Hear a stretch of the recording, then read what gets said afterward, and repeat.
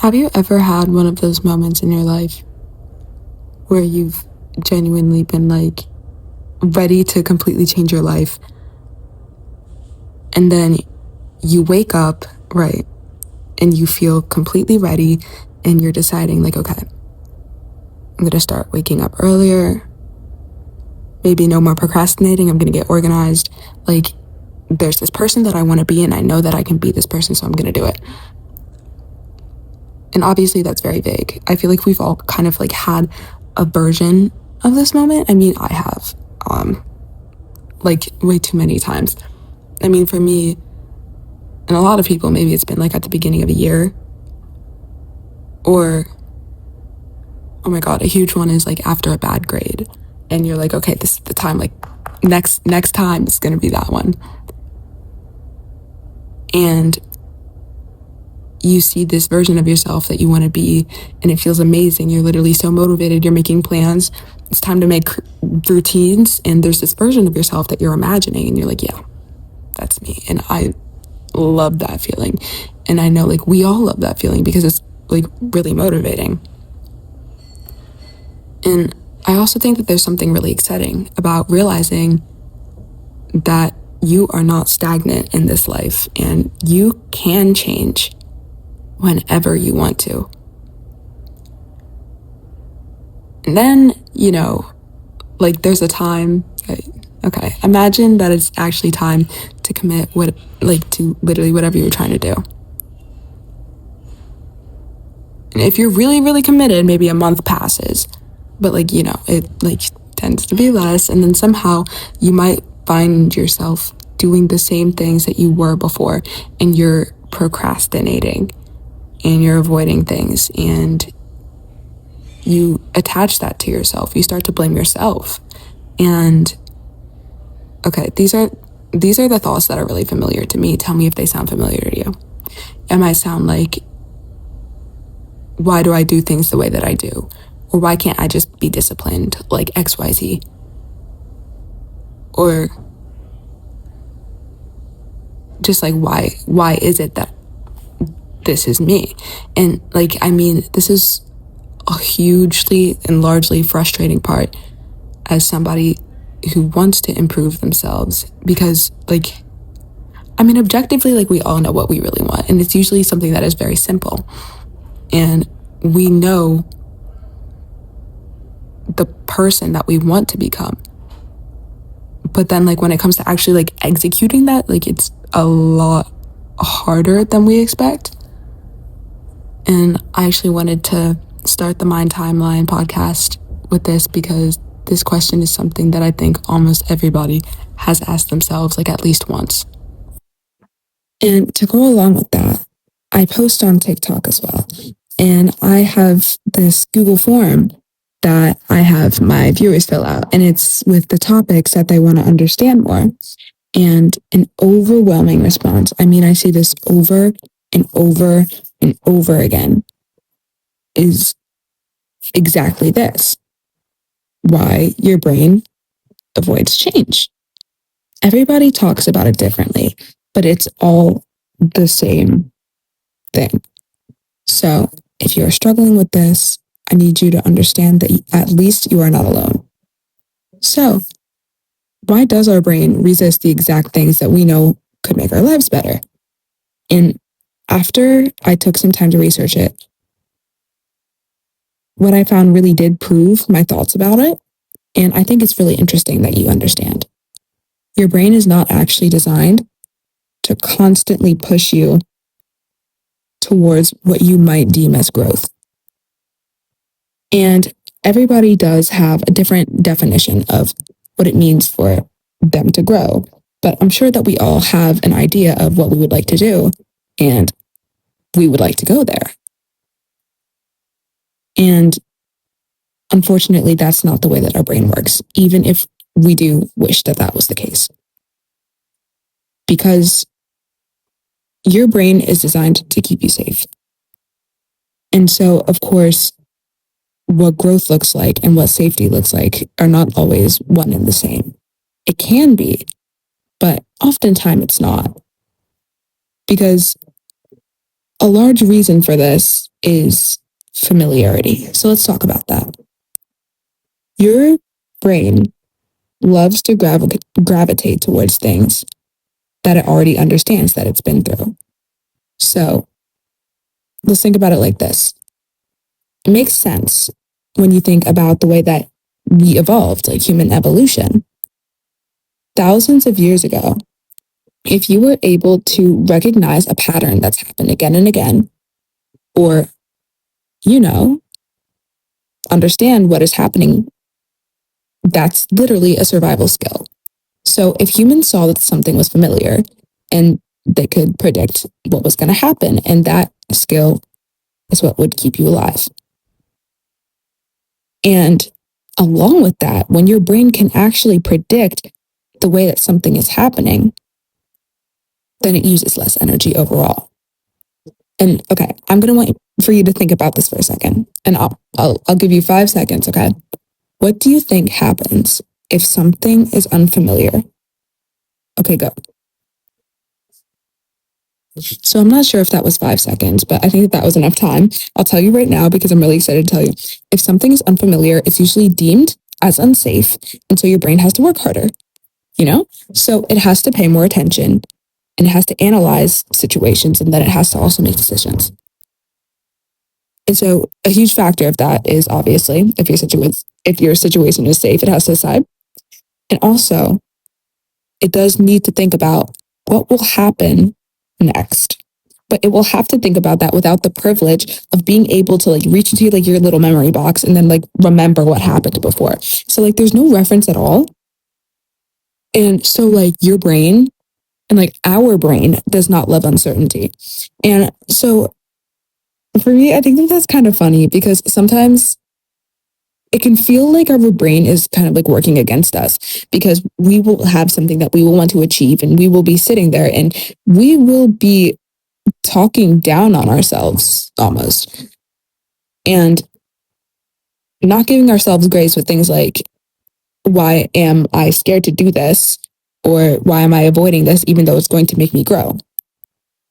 And it's literally like you need to understand, like, it's so hard being ourselves because you can logically know something, but then still not implement it in your thinking, right?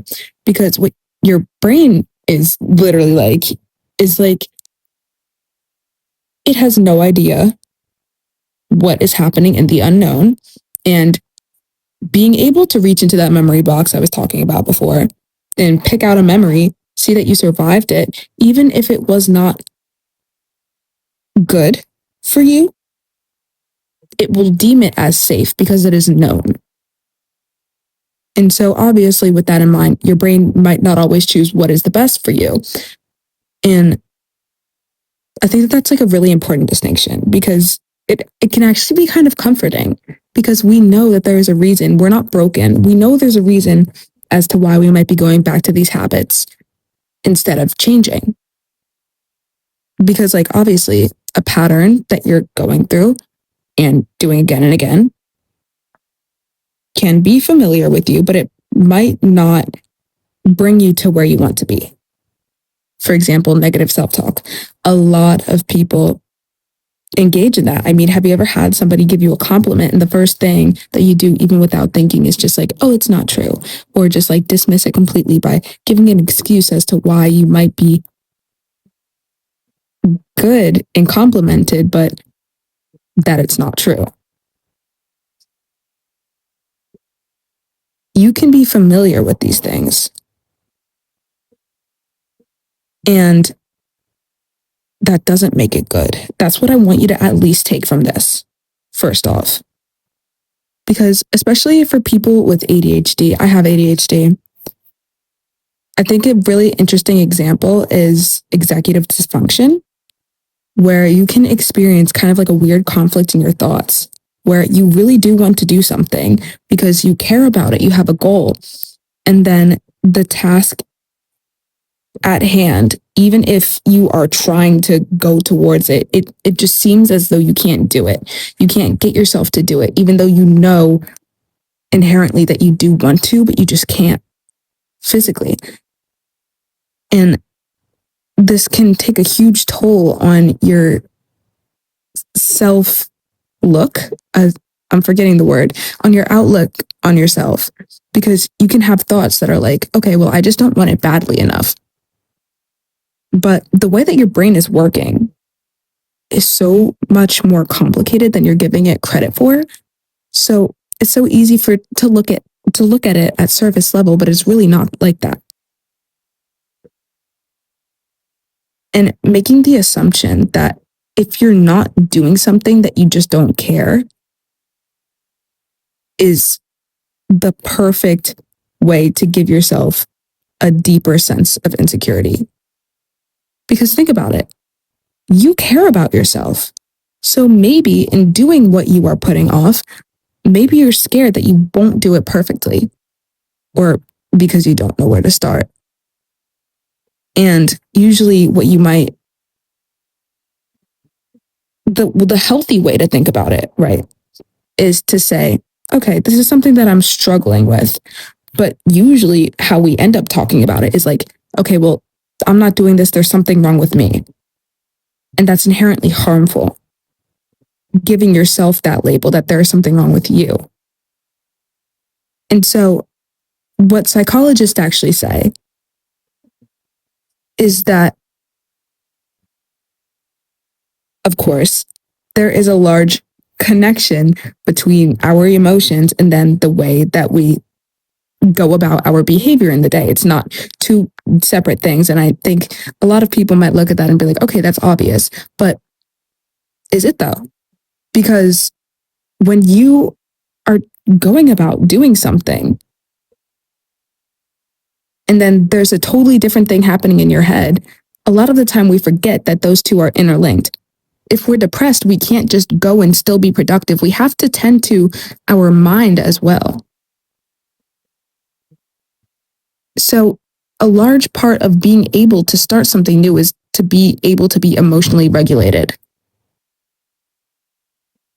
Because in our emotions, a large statement that I like to say a lot is that it's not particularly about what it's about. There's a situation at hand and it is making us feel a certain way. Imagine you were having a terrible day and water spilled off the table and then you lost it. It's not about like the water. It's about everything that's piled up for you emotionally. That's what caused the outburst. You know what I mean? So there is something that you might avoid because of how it might make you feel. And obviously you do care about it, but it will make you feel overwhelmed and that is okay. And so obviously your brain will want to avoid that feeling. And then a lot of the time you might also cope with this funny thing where we like to act as though we are being productive, but it's really just a bunch of things that we are doing to really regulate our nervous system. So whether it be watching a video about like how to stop procrastinating, or like you randomly start cleaning your room. I feel that's something that I do. Honestly, I can't even lie to you. But like, again, it's your brain trying to move from the discomfort. And these habits over time build into really the way that you look at yourself. Because imagine you are somebody that just wakes up at a late time every single day because you can't emotionally handle the discomfort of waking up earlier. And all of a sudden, there comes a day where we don't even realize we start calling ourselves not a morning person. Oh, I hate mornings. That happened because of your habit. And so the procrastination that you take part in will slowly become your identity if you don't go through the necessary steps to regulate yourself. Because at a point, you will believe that you might be a person who is always giving up. And your brain likes it when your words, your thoughts, and your actions, they match. So if you continue to talk to yourself like this, and then continue to act the way that you do, your brain will accept it. And so when you start trying to better yourself, of course, your brain won't like the idea of your actions, your thoughts. It's being changed. And obviously that's uncomfortable. So that might also be a reason why trying to change yourself 360 over like the span of like 2 days, like influencers try and get you to do, that can be really uncomfortable. And you can't be a totally new person in 2 days. I mean, I think you could definitely try, but a very simple way to try and get yourself to become that person that you want to be is taking the smallest step. You should be able to ask yourself what the one thing that you could start today can be, and then talk to yourself about how that can make you a better person and prove it to yourself by following through. You don't need to wake up at 5 a.m. You don't need to take that like 10-minute cold shower. You don't need to do that. Everybody has a different optimal routine. There's obviously benefits to doing these things. There's endorphins. There's, being able to have more hours in your day. But we all have different experiences, different backgrounds. And being able to use what we know and taking small steps can be the best way to really customize it to yourself. So my advice for you and your exercise for this week would be to start one small thing to do this week. Maybe prove to yourself that you can do something that is small. Maybe show up 5 minutes earlier than usual. Do one assignment. Take one walk. Consistency is nice, but just getting started is what is so important. That is what starts a habit. And if you are starting to get the negative thoughts, because it is inevitable, it happens so much throughout the process. And it really is protection. Ask yourself what your brain is protecting you from. Maybe it's failure. Maybe in the past you went through something and then you were embarrassed and now your brain doesn't want it to happen again. Maybe it's protecting you from that embarrassment. So your brain's not your enemy. And you need to understand that you can grow as a person in identity. You are not stagnant. Your habits can change. So let me know how it goes when you finish implementing this exercise into your week. I promise you, you will thank yourself. This is the Mind Timeline podcast, and I'll see you next time.